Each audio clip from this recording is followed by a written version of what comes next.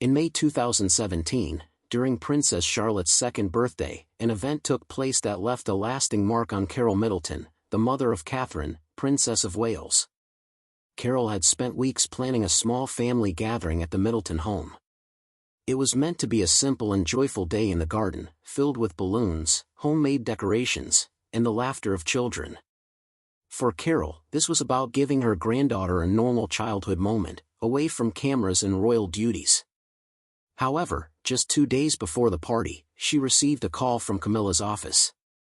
The Queen consort, who was then slowly building her influence, raised concerns about security and suggested that the party should not be held in the Middleton garden.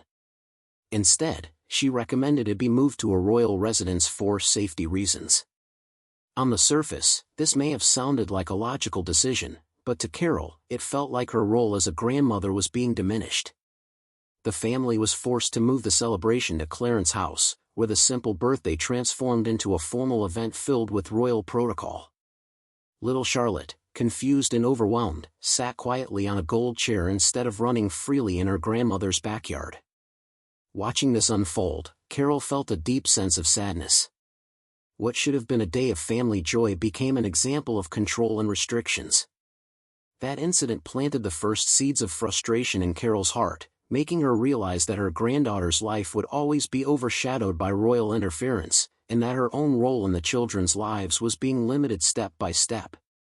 As years passed, Carole Middleton began noticing a worrying pattern. Her ability to spend time with her daughter and grandchildren became more restricted. Christmas gatherings were discouraged, often explained away with excuses about busy royal schedules. Invitations to school events or family visits were blocked with vague reasons about security or protocol. Even phone calls to Catherine, which once happened freely, started being managed by royal aides, who would say things like, "Now is not a good time, perhaps try later." Slowly, Carole felt that a wall was being built around her daughter and grandchildren, a wall she could not break through. This was painful for someone who had always been close to her family. Carole was not only a mother-in-law to Prince William but also a grandmother who wanted to play a natural part in her grandchildren's upbringing. But the more the palace interfered, the more she sensed that there was something deliberate happening.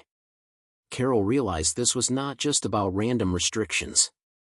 It felt like a systematic effort to push her away and reduce her influence in the lives of Catherine, George, Charlotte, and Louis.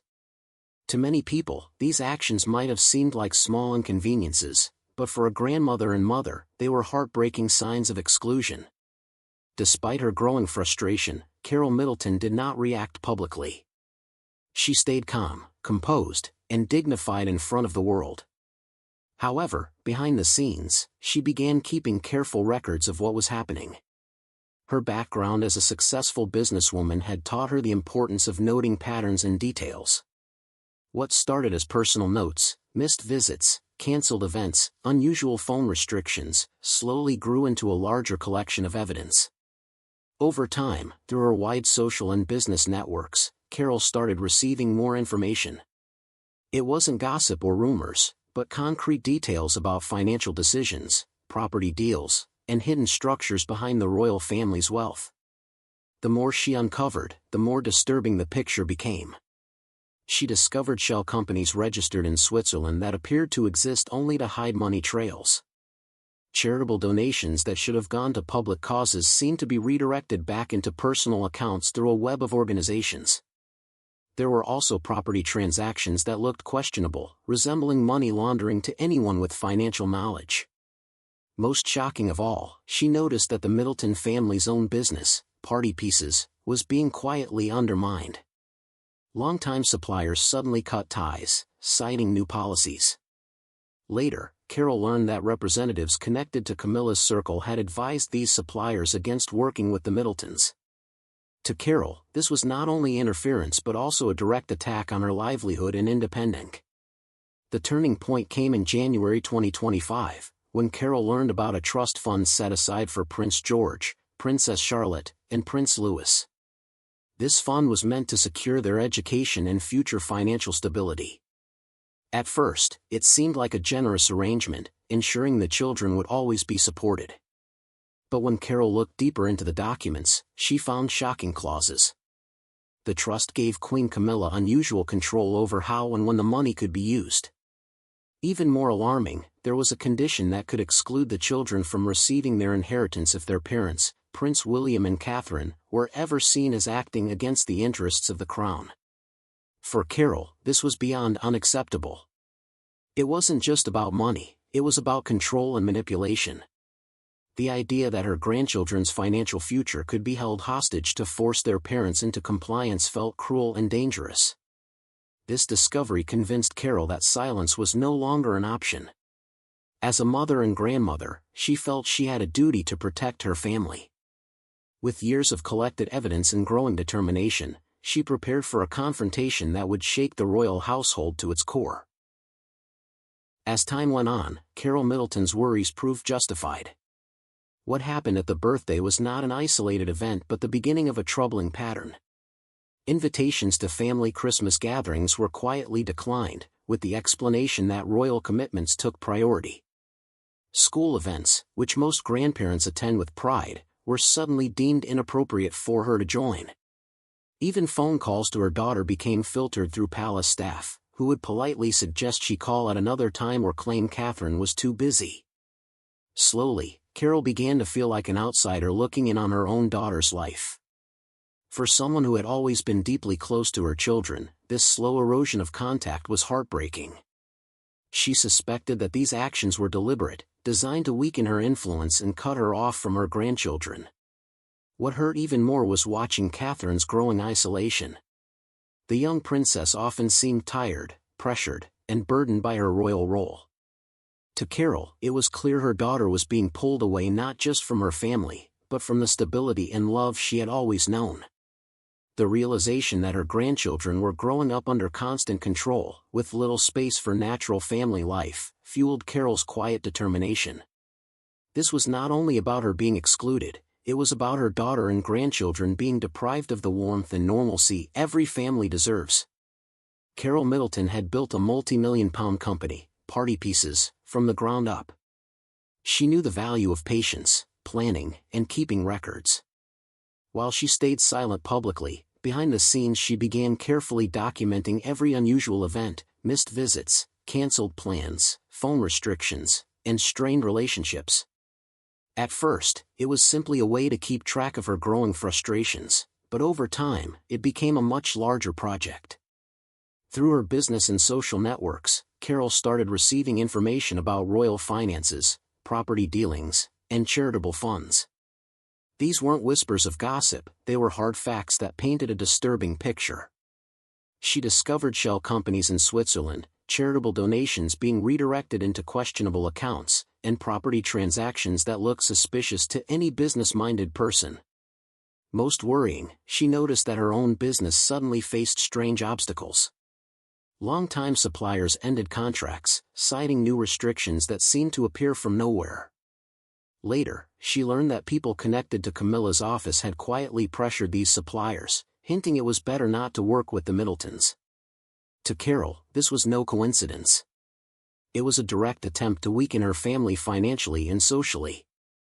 With every piece of information she collected, her determination grew. She realized she was not simply dealing with cold royal traditions, she was facing deliberate efforts to control and diminish her family. The most devastating revelation came in January 2025. Carole learned about a trust fund created for Prince George, Princess Charlotte, and Prince Louis. On the surface, it appeared generous, a substantial amount of money set aside for the children's future education and financial stability. However, when she examined the details, Carole was horrified. The documents revealed that Queen Camilla had been given unusual authority over the fund. Even more disturbing was a clause that allowed the children to be excluded entirely if their parents, William and Catherine, were ever judged to act against the interests of the crown. For Carole, this was a red line. It meant her grandchildren's future security could be used as a tool of manipulation against her daughter and son-in-law. This was no longer just about restricting family visits or pressuring a business. This was about controlling the very future of the children she loved. At that moment, Carole decided she could no longer remain silent. Armed with years of documentation, notes, and evidence, she prepared herself for a direct confrontation. She was not approaching this as a grandmother seeking sympathy, but as a strong businesswoman ready to protect her family at any cost. On February 6, 2025, Carole Middleton took a step that no one expected. She requested a private meeting with Queen Camilla in the royal consort's private study. Witnesses later described the moment as unforgettable. Carole arrived precisely on time, dressed elegantly in navy blue, carrying only her handbag and a leather briefcase that would soon become infamous. She refused tea and small talk, opening the briefcase with calm precision. Then, with a steady voice, she began laying out documents, photographs, bank statements, and emails. Piece by piece, she built a case that exposed years of manipulation, business pressures, financial irregularities, and deliberate efforts to isolate her family. The most damning evidence was the trust fund clause, which she explained clearly and firmly. Camilla's face reportedly grew paler with each revelation. Carole's words were direct: "I've remained silent for years out of respect for this institution. But silence can be mistaken for weakness. That ends today." Her tone never rose, but the power in her words was undeniable. This was not a plea, it was a demand for accountability. The room, once the seat of royal authority, suddenly belonged to Carole. Those present described what happened next as extraordinary. Queen Camilla, a woman who had survived decades of public criticism and scandal, suddenly crumbled under the weight of Carole's evidence.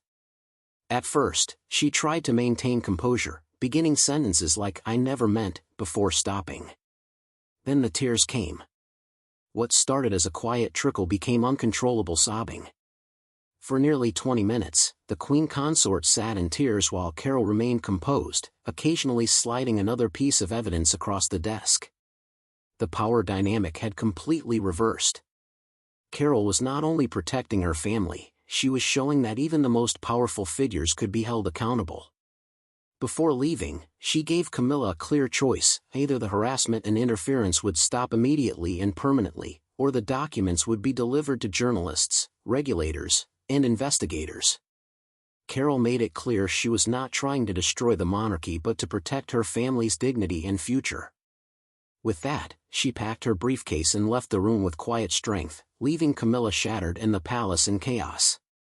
The impact of Carole's confrontation was immediate.